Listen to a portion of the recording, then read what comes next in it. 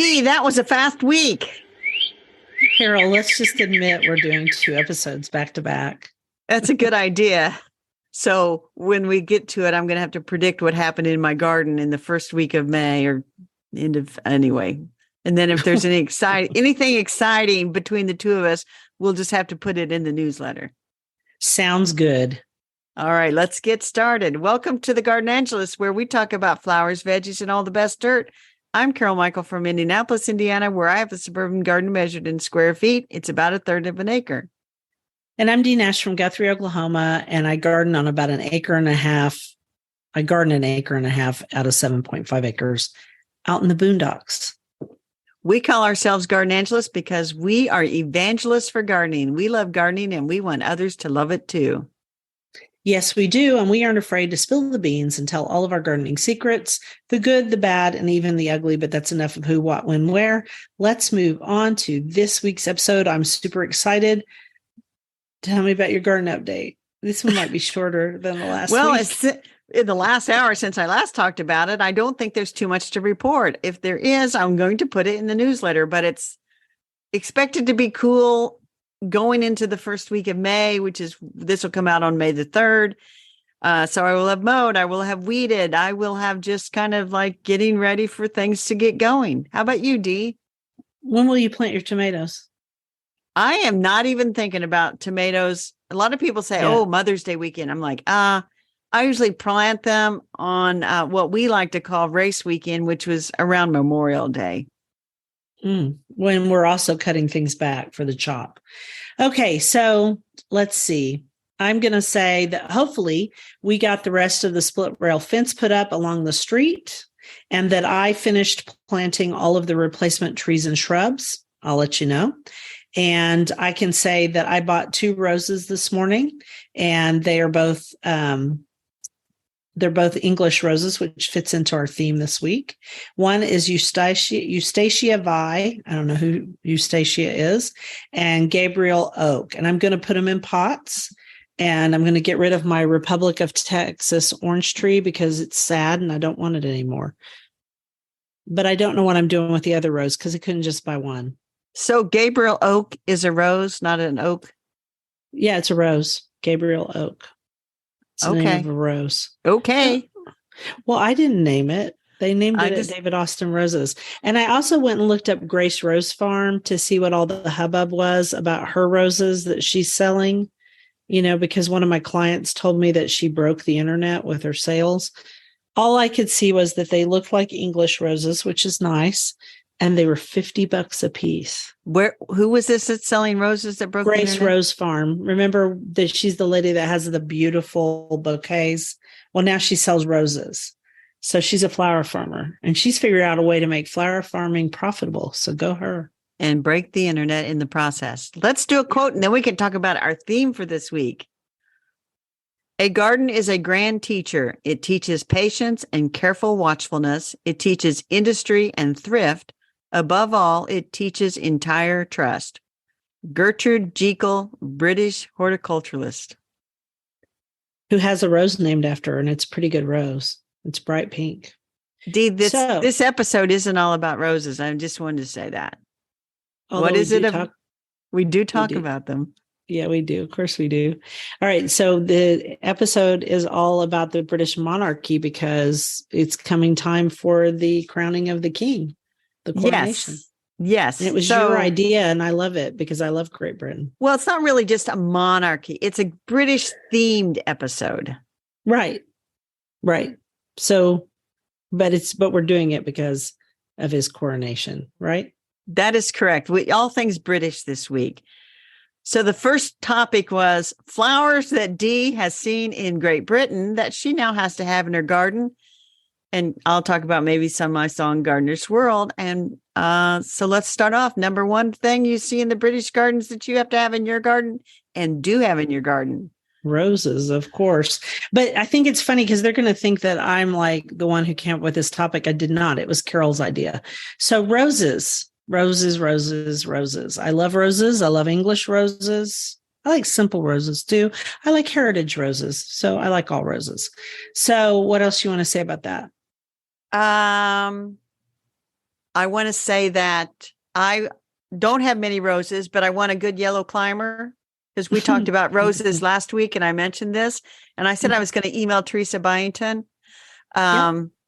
She has sent me several possible yellow climbers. You said Well, they're tell me probably what they are. I said there aren't very many. What did she send you? She sent me Sky's the Limit, which she That's says a new one. She's not grown it, but she said it's a good grower. Then she grew one called Golden Gate, and she said this one's an heirloom rose, a strong growing beauty, but she outgrew her space, and so she had to get rid of her. And then there's a new small, short, golden yellow climber from Proven Winners that she tested last year. So far, so good, but it's small. It's called Rise Up Amberness. Those are very helpful. Yeah, she would know. She knows more about roses than I do. And she keeps up on all things roses because she's one of the two people who does Rose Chat. Yes. And we'll put a link to Rose Chat and thank Teresa for these suggestions. I think the greenhouse is growing some of these small, short, yellow or climbers because my sister bought one. I'm going to see if they've got that yellow short one. And then I'm going to check out probably Sky's the Limit. But if she had to get rid of Golden Gate, I don't need a thug. You don't need one that gets big. Don't call it a thug. That's not fair. Roses aren't thugs. Oh, they might be ramblers. Pardon moi. So that's number one. Number two, we talked about last week. Quotes last week. The delphiniums. Yeah, we don't need to say anything more about delphiniums, but other than that, we can't grow them. Okay, moving on. Sweet peas. Sweet peas. So sweet peas are fairly complicated to grow here in Oklahoma. And people, I go to a lot of effort to grow sweet peas, and I've grown them in a bunch of different ways. This year's way is I planted the seeds really early in my potager, which is my raised kitchen garden. And they are now, and then I pinched them out just like Matt Mattis says to do, and also Monty Don. And so they're branching nicely and they're about this tall. They have not grown much, but I think they'll do a lot better. When you say this tall, nobody listening can see that. Oh, well, how tall is that? 4 inches? Okay. 4 inches. And I'm growing sweet peas, direct sow them in the ground. I usually wait about do it a week after my regular peas. Mine are just coming up and I will pinch them and everything. And usually I can get flowers into early July and then they're like, okay, it's too hot, Carol, goodbye. Mine leave in June, but they're worth it because they smell so good. Now, the other way I've grown them, if people want to try it, is I've done them in what's called root trainers, which are those very, very deep pots because they really don't like their roots disturbed when you transplant them. And that gives them a chance to grow a really good root system. I've grown them that way too. I have also grown them so that they just flower in the greenhouse over winter, and that also works. So I've done it a variety of ways because I really like the fragrance. You know, there are just some things you will bust your tail feathers to do. And sweet peas is one of them. Although I'll tell you, when you see Monty Don on Gardener's World and you see the size of his sweet peas, you're like, holy, why am I trying? But huge flowers. Yeah. I mean, they can, because their summers aren't as hot as ours and they have a lot of daylight. We don't have as much daylight as they do, which is okay because it's hot here. So we don't want any more daylight than what we have. The next one is clematis. And I've grown clematis since I started gardening because what goes with clematis? Well, you put it in our show notes and you said roses go well with clematis. Or clematis go well with roses. Kind of like, do you have coffee with your cream or cream with your coffee? The reason clematis love roses is because it helps shade their roots and then they clamber up through them. The other thing that I grow clematis on is small trees and crepe myrtles. But you have to put chicken wire around the bottom of your plant, the taller plant, so that they have some, purchase. Because in the case of crepe myrtles and some trees, they don't have it's not rough enough and they can't clamber up it, so the chicken wire helps. And I actually use green coated chicken wire. Yeah, they'll just scamper across the ground until they find something to start climbing up. Yeah. And then another tip about clematis that I learned a long, long time ago, from that show, There was a great show about gardening that was the United States. And this lady was in Ohio, and she was a famous clematis lady. And it was that if you cut them off, in the spring, when you're supposed to trim them back to the first bud and all that stuff, if you cut them at different levels, then they bloom at different levels. Well, that's interesting. It's a very good tip. All right, next. Well, I just want to say that I didn't think that I liked clematis back in my early days because the one that everybody had was Jackmani, which is just a big purple flower. And I like Jackmani, but go ahead. Now I found all the bell-shaped ones and stuff, and I love them. The Texensis and the Montanas and all that stuff. I love them. And I actually have a bush one. And you have a bush one too. I have several bush ones out there. Yeah, because that's different than the vining type. And they do great too. I can't say enough nice things. As long as you keep their roots pretty shady and let them reach up for the sun, or plant them on the east side of the house here, they do really well. And then the next one I would say is your most recent British flower obsession. Or you've not really. I've grown them since I was a teenager. I know, but pelargoniums, you're just but I am pretty obsessed. You're buying more and more of them, Dee. No, they get them sent to me for free, Carol. Ooh, I haven't bought any this year. I want some for free. No, just kidding. You get violets. I got several sent to me by Doom and Orange, which they sent me 2 new ones that are interspecific, which means they go between species, and they're supposed to be much more heat resistant, and they're in the Santana line. No, you can't buy them yet. They're not out yet, although I think there are some Santana ones out there, but I think you'll have to order them. Sometimes we can't find stuff in the stores because maybe your area didn't buy them. So there's Santana dark red and white splash. White splash is so pretty. It's white and has a pink center. I think sometimes the reason we can't find these things is because nobody knows about them and they don't know to buy them. And you and I become obsessed. Like I would add to the list, wild violets and Johnny jump ups. I think of England for these as well, especially the Johnny jump ups. People just don't know about them. And so like all the different pelargoniums, people, so many, there's like 2 or 3 that people are like, I want these and I want those. And they don't know about all this other stuff. The ones with the big red blooms. Okay. Well, those are pretty, but branch out. Okay. Carol, I lied. I did buy 2 this year. I forgot. I knew I bought that them at the greenhouse in Norman. I thought I hadn't bought any, but I did. And they're the fancy leaf ones that have the real pretty colored leaves. One's got a red bloom. One's got a pink and white bloom. And then I have my scented ones, which I've had for years. But that's what I started in, were scented ones. And then long time ago, when I first moved out here with Bill, I was in Guthrie and there was this cool store. Yeah. And she had asparagus fern planted with hot pink pelargoniums. And I had to go have some. So I ran to Stout Greenhouse, which was the greenhouse in Guthrie. And they, of course, had them. And I planted them too. And it looked really great. And I was so proud of myself. I'll say this about pelargoniums, which are just tropical geraniums. That's what they are. Feed them. They like food. And I would be tempted to buy many, many more. But I feel like they need to be overwintered because they're too expensive to just be one and done. And I don't have a greenhouse. Mm-hmm. And I did successfully overwinter one 2 winters ago in my sunroom.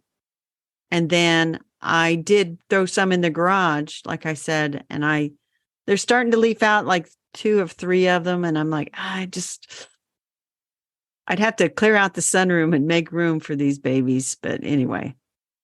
Well, see, I would have already done it, but I'm weird. Half my greenhouse is full of pelargoniums. And then in the spring, when they start to grow again, I chop off all the, I trim them back like they tell you to do and all that. Well, then you have all those cuttings. So then I start cuttings and then I give them to friends. So I've been giving away pelargoniums right and left, and they don't know what I'm giving them. Like I hand them to them and they look a little askance because they don't look so great when you first bring them out. And I'm like, feed it and water it and love it. And it'll be your favorite thing. There you go. Do that next quote.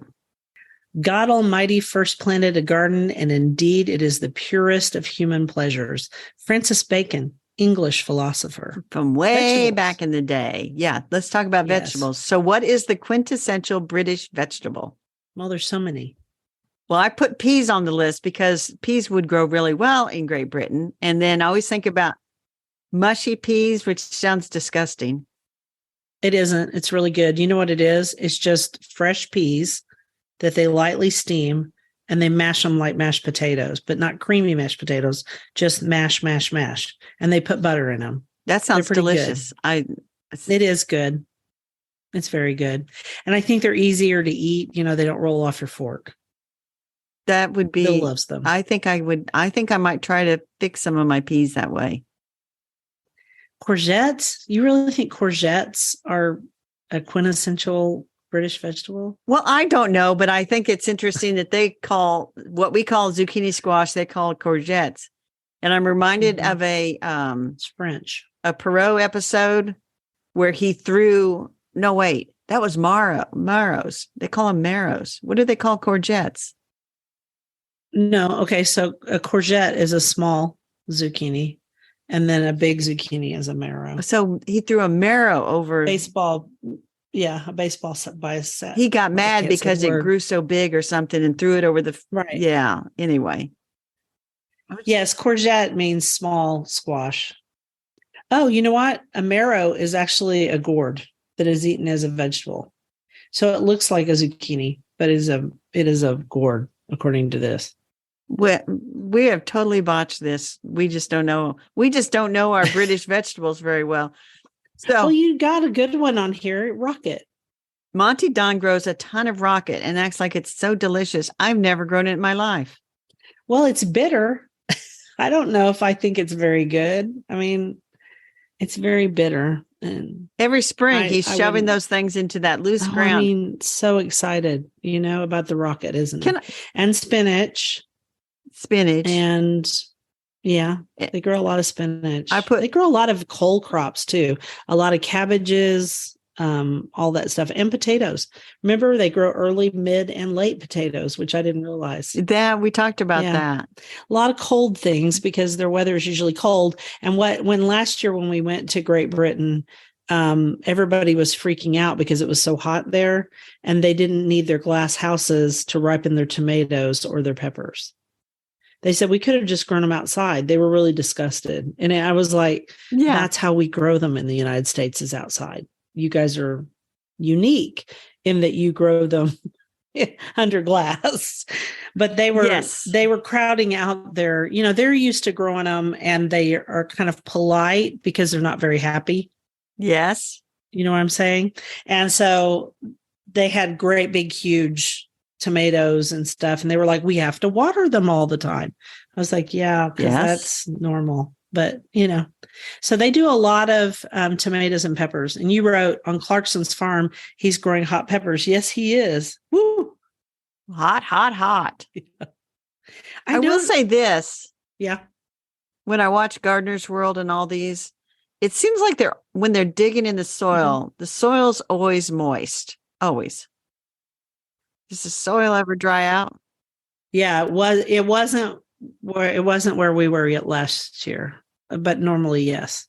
Remember, they don't normally have to water throughout summer. So last year they were trying to figure out how to water. It was sad. I thought their gardens were very sad.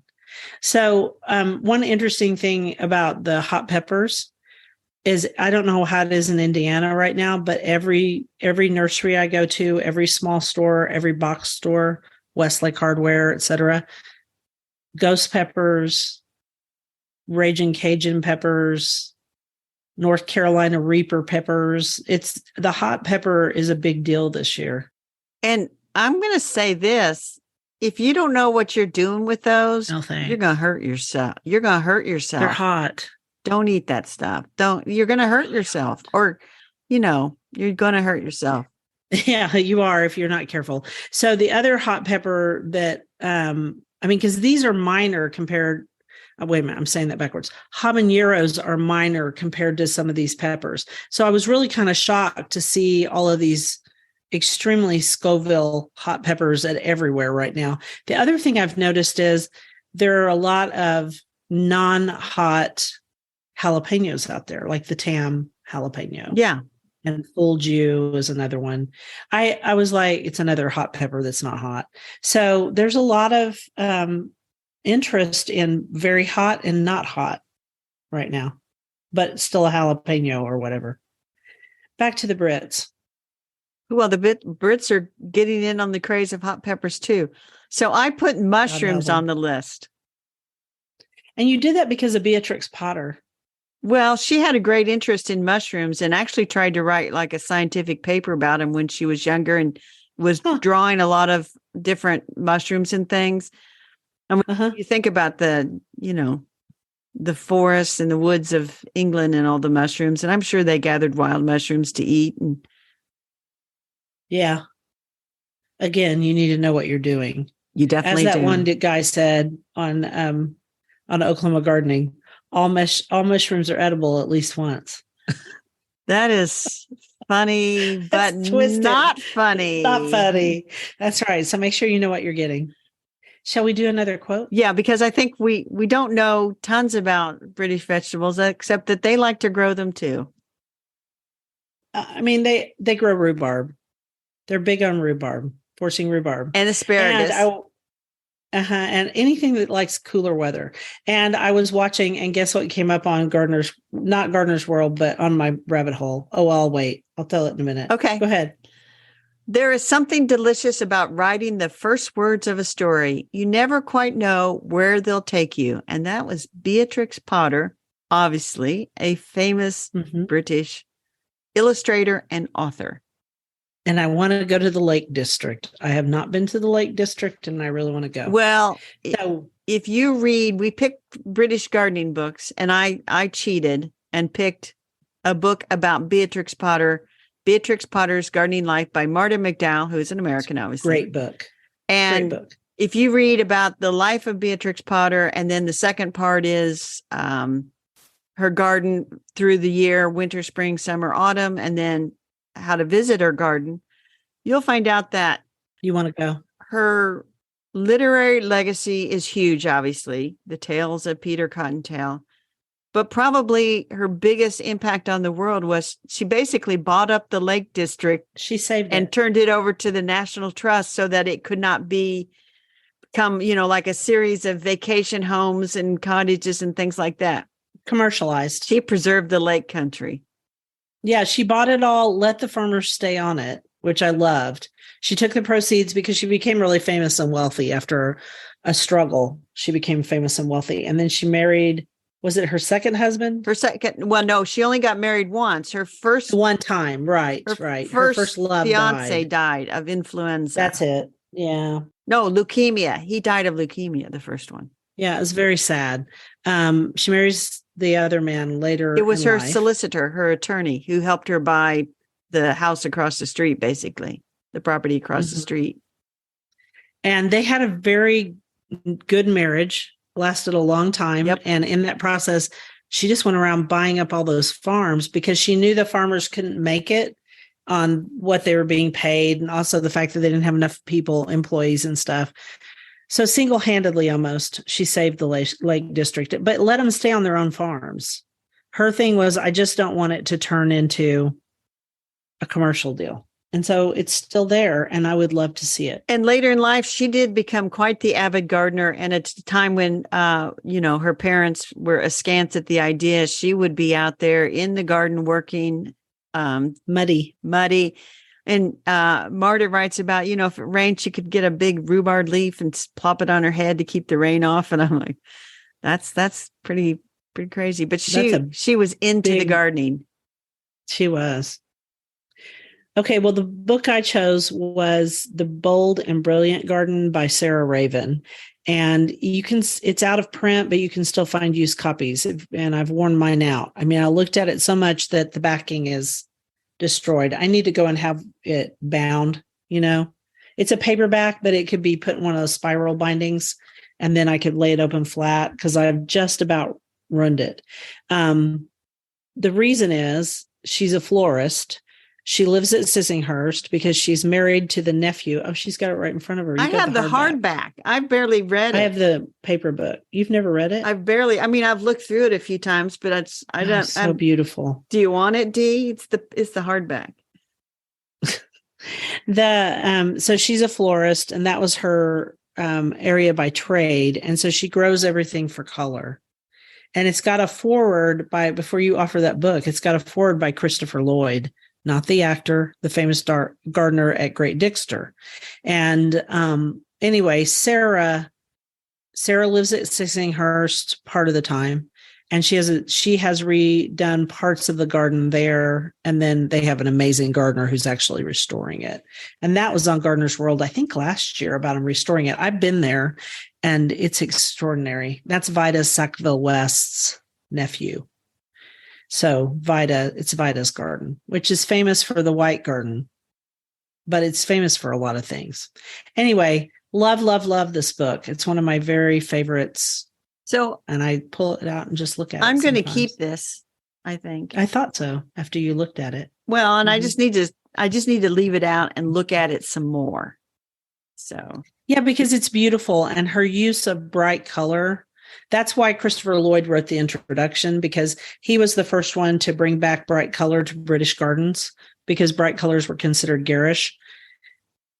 And our friend Leonie would still argue that bright colors are sometimes garish, but in our sunlight, at least where I live, bright colors are important because other stuff just gets faded. All right. Anything else? That is it. So that is what's on the bookshelf. Do a quote and take us into dirt. There is no gardening without humility. Let me repeat that. There is no gardening without humility. Nature is constantly sending even its oldest scholars to the bottom of the class for some egregious blunder. Alfred Austin, English poet. Humility is important. I have a lot of humility. Longer I garden, the more humble I get. Exactly. So our dirt is the botanical symbolism in the invitation to the coronation. And this is a beautiful, beautiful document, this invitation. I mean, it's beautiful. That's all hand drawn, and it's just full of flowers and wildlife. And, it has the green man. He's famous. He's a decorative. Yeah. I have a quasi green man carved onto a wood block in my sunroom, and I'm going to have to pull it out and look at it. It's similar design, but my dad was a dentist, and someone gave it to him who couldn't pay their bill. That's wild. And so it's a beautiful carving, and I should have gotten it down and looked at it. Maybe it'll show up on it won't show up on the episode. Then there's the wildflower meadow, and of course, they have several flowers, including Johnny Jump Ups, but also Lily of the Valley, which was the Queen's favorite. The thistle for Scotland, Ireland's clover, daffodils for Wales, and the Tudor rose, which is the national flower of England. And the reason it's the national flower of England is it's the combination of the houses of York and Lancaster, their floral emblems. They both had roses as their floral emblems. And so when the Tudors came to power as a result of a wedding between, I can't remember which. Anyway, it was a York and a Lancaster. Okay. And so they put one rose on top of the other rose because Henry was their child, not Henry VIII, the other Henry VII, I think.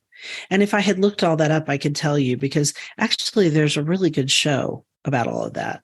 The White Queen and the Red Queen and all that stuff. I mean, it's all from that one lady's books. Maybe I'll look it up before we write the. Well, and if you go back down through this article, which we're going to link to from Town and Country magazine, which is very British, they talked about things like flowers and groupings of three standing for Charles III. Acorns are on there. They just put a ton of thought into this invitation, in my opinion. And I don't know. They did. Well, and he's a naturalist. Right. I got to see his garden last year. It was amazing. And Yeah. I mean, he's always been a gardener and he's a hands-on gardener. I mean, he has gardeners, but he really does get out there and garden and had some really great influences. And that shows in the invitation. So the thing I was wondering about is, what did the invitation to Queen Elizabeth II, what did it look like? Did you look it up? No, I didn't, because I didn't. So that's, maybe we'll look that up later. So the White Queen and the Red Queen are based on books by Philippa Gregory, and I've read almost all of her books. They're great fun in the summer to read. Get a little history with them. The shows are quite raunchy. Okay, keep going. We're ready for the next quote. Gardening is learning, learning, learning. That's the fun of them. You're always learning. Helen Mirren, British actress, learning. And quite the gardener. Yeah. Didn't she do a she loves documentary on trees, or was that Judi Dench that did the trees? I think it was Judi Dench, but Helen also is quite the gardener. So that's pretty cool. So tell me your rabbit hole. My rabbit hole is not that very interesting. Basically going down the rabbit hole to put together an episode about British gardening. And I was thinking about Gardener's World, and that's kind of a rabbit hole. And if you go down through the history of it, we'll leave a link. It started, I think, in 1968. It's been around for... We're on the 57th season, I think. Yeah. And considering how long it's been along, it is the longest gardening show of all gardening shows. And we have nothing comparable in the United States. No, nothing. I was thinking about the old Victory Garden episodes from that were out of Boston. They were great, but dang, I never could figure out how they would work with my garden, because I watched them as a teenager and a little older, and it took me years to figure out, well, he's in Boston. Well, the interesting thing, so it's different. They would go down to Jim Wilson in Georgia, and he would give a little thing on the South. And then they go across to Peter Seabrook over in England, and he would give a little English bit. Mm-hmm. And so Peter Seabrook he was on many of the earlier episodes of Gardener's World. Yeah, he was. I mean, we've got our local PBS show, Oklahoma Gardening, which is great. And it gets better and better, I think. So what I like about Gardener's World is Monty Don is in his own garden, and even when they have the guest host on there, they're all in their own gardens, and that makes... Frances was on it. Yeah, Frances has a brand new garden. That was so fun to watch her in her new garden, and she's head gardener at a manor now. Yeah. Right down the street from her little house. She was able to buy a house. See, we feel like we know these people, just like you guys know us. And she still has her wonderful allotment, which she was explaining how she has her allotment set up. And I thought it was interesting that she said she had triangular shaped beds so that there were fewer paths and more gardening space. Huh. I have triangular shaped beds. That's not why, though. But I think that there should be an American show, and it should take place in people's real gardens. And I'm not talking about celebrity gardens. Exactly. Where the camera stops and then the big crew comes in and finishes everything up. Now, I'm talking about the garden, and Monty might have some help, but he's getting older. He does have some help. Mm-hmm. Adam's doing his own work. Frances is doing her stuff. So that's what I like. Carol. And what? Carol Klein. Carol Klein, yes. Stuff. Not you, Carol. Sorry. Okay. But anyway, that was my rabbit hole, just kind of exploring the early beginnings of Gardener's World and thinking there ought to be a way to have an American version of some kind. I wish. Shall I go down my rabbit hole real quick? Please. My rabbit hole was Great British Gardens with Carol Klein. I got up at 4:30 this morning, as I said. And so I decided to watch these while I waited for the rest of the world to get up, i.e. Carol and Carol Michael. I watched the one about Gravetime Manor, and I learned more about William Robinson, who owned Grave Tie Manor, and he was an Irish gardener and horticulturist. And he is the one who came up with managing drifts of blooming flowers and removed extreme Victorian formality of bedding plants everywhere. And then he has an amazing oval-shaped walled kitchen garden. It's one of the biggest kitchen gardens in England. And they said they use every bit of the space because you can actually stay at Grave Tie Manor and they feed you out of the garden. And no, I've not been there. And they grow, you guessed it, sea kale, the real sea kale.